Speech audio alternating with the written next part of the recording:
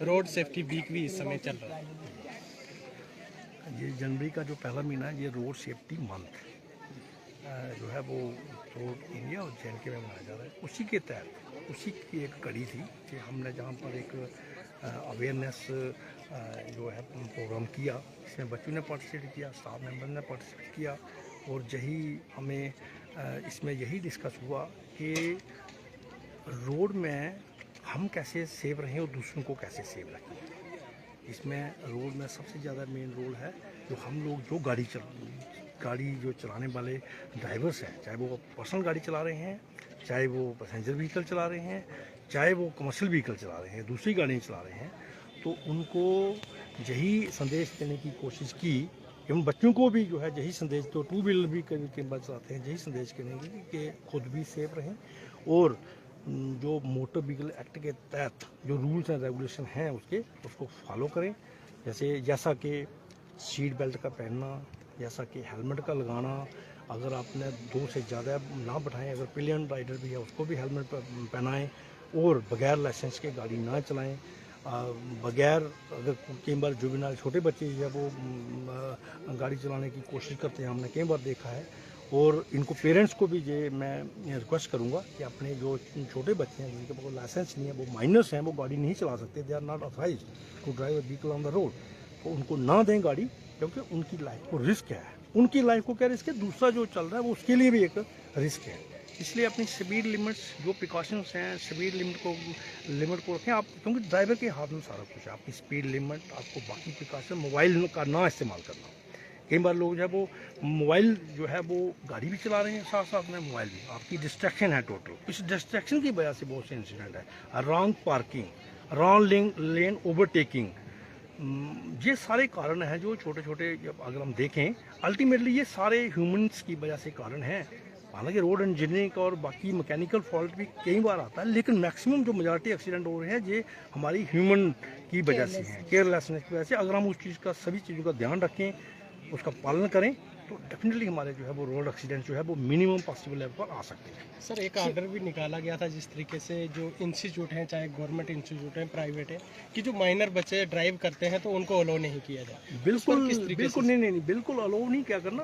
Order किया, ये motor vehicle act के तहत अलाउड ही नहीं है। वो माइनर बच्चा गाड़ी चला ही नहीं सकता, उसको लाइसेंस ही नहीं है, वो गाड़ी चलाने का ऑथराइज ही नहीं है। वो कैसे उसके पेरेंट्स को, क्योंकि उसमें अगर माइनर बच्चा ऑथराइज ही नहीं है, अगर इस किस्म का कोई है तो पेरेंट्स को जो है वो संज्ञान लेना है, उसमें पेरेंट्स की जो जिम्मेदारी बनती है। अगर आप किसी बंदे के पास लाइसेंस नहीं है, वो गाड़ी नहीं चला सकता, माइनर है नहीं चला सकता। तो अगर लाइसेंस के बाद चलाना, उसका नियमों का पालन कानून, जो नहीं चला सकता, उसमें तो अब बिल्कुल ही अलाउड नहीं है। इसलिए मैंने रिक्वेस्ट किया था, प्रिंसिपल में आपसे रिक्वेस्ट किया कि आप ये बच्चों को जो अवेयरनेस, इस किस्म के प्रोग्राम अपने कॉलेज में करते रहें, सो दैट कि इस चीज़ का जो असर जो है वो रोड पर दिखे, हमारा एक्सीडेंट जो है कम से कम हो और लाइफ का लॉस, जहाँ हम हैंडीकैप की वर्क हो जाते हैं इसके एक्सीडेंट की वजह से, वो कम से कम। सर, यदि एक्सीडेंट होता है तो उसके बीच बचाव के लिए जो लोग आते हैं, कई बार वो कतराते हैं कि हमें जी, एक महत्वपूर्ण सवाल है। नहीं, इसमें ऐसा नहीं है। पहले डेफिनेटली ये वाला नोशन था कि अगर एक्सीडेंट हो गया तो उसको कोई हाथ नहीं लगाता था।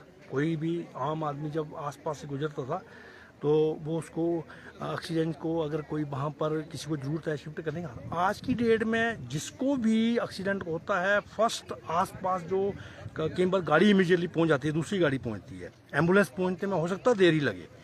आगे नेशनल हाईवे पर एम्बुलेंस हैं, हेल्थ डिपार्टमेंट से एम्बुलेंस है, वो पहुँचने में देरी लगे, लेकिन आसपास में जो बंदा है वो इमीडिएटली उसको जो है नियरेस्ट पॉसिबल जो लोकेशन है, जो हॉस्पिटल है, वहाँ पर पहुँचाए, उसका इलाज होगा। उसके लिए वहाँ पर जाके जो है वो कंसर्न पुलिस को या कंसर्न अथॉरिटी को इन्फॉर्म कर सकता है कि ऐसे ऐसे वहाँ एक्सीडेंट हुआ था, I have shift the person to hospital. इसमें कोई उसको ये अप्रिशिएबल बात है। ये ऐसा नहीं है कि उससे ये नोशन बिल्कुल ही, आप भी को रिक्वेस्ट करूंगा कि आम आदमी को ये बोले, बिल्कुल अगर कहीं एक्सीडेंट होता है तो इमीडिएटली बंदे को शिफ्ट करके वहाँ पर जो है वो हॉस्पिटल में पहुँचाएं, नियरेस्ट जो हॉस्पिटल है वहाँ पर पहुँचाएं, ताकि फर्स्ट एड के बाद जो है वो नेक्स्ट जो है हॉस्पिटल की जरूरत है तो वहाँ पर पहुँचाया जा सकता है। सर, सुंदरबनी एरिया में ट्रैफिक एम्बुलेंस जो है एक खराब पड़ी हुई है, पुलिस स्टेशन के अंदर है, वो नहीं है, क्या मिलेगी? ट्रैफिक एम्बुलेंस इसमें कंसर्न डिपार्टमेंट से बात करेंगे। इसमें मैं ज़्यादा कुछ नहीं बोल सकता, लेकिन we will talk with the concern department कि जिसकी एम्बुलेंस है इसका संज्ञान वही ले सकते सर सुंदरबनी के अंदर जो जाम की स्थिति बनी रहती है, मगर ट्रैफिक विभाग की बात करें बहुत अच्छा कार्य करें, मगर जब वो एक तरफ से दूसरी तरफ जाती है ट्रैफिक बहुत जाम हो जाता है, उसके साथ बीच में गाड़ियां लगी। क्या सुंदरबनी को भी रिकवरी बैन मिलेगी ताकि सुंदरबनी के जो लोग हैं जो वायलेशन करते हैं उनके खिलाफ कड़ी कार्रवाई हो सके? यस, रिकवरी बैन हमने सुंदरबनी और नौशहरा को एक दी है, ठीक है। जब जहाँ ज़रूरत होती है वहाँ लगाते हैं, वहाँ उसको इस्तेमाल भी करते हैं। तो सबसे जो मेन कारण है जो मैंने देखा है कि जहाँ पर रॉन्ग पार्किंग करके लोग चले जाते हैं, ठीक है। हालांकि उसके लिए कुछ पार्किंग स्पेस जो है कहाँ कहाँ है वो आइडेंटिफाई करने की जरूरत है, वो हम कंसर्न के साथ बात भी करेंगे। लेकिन जो है वो एक तो रॉन्ग पार्किंग ना करें, जहाँ पार्किंग प्लेस है वहाँ पर पार्किंग करें। और हालांकि रोड बीच में टाइट है, उसकी वजह से दोनों साइड चलना जो है कीमत, लेकिन यह कि पीक आवर्स में खास करके जब छुट्टी होती है स्कूल में और जब स्कूल लगता है, जहाँ ऑफिस वगैरह लगते हैं, तब थोड़ा सा जाम दिखने को लगता है। लेकिन उसके लिए हमने जो कंसर्न हमारे जो ऑफिशियल्स हैं वहाँ डिप्लॉयड हैं, उनको हदायत देंगे प्रॉपर तरीके डिसिप्लिन के साथ मिलकर जो है उसको रेगुलेट करें। जी धन्यवाद। क्या कहेंगे?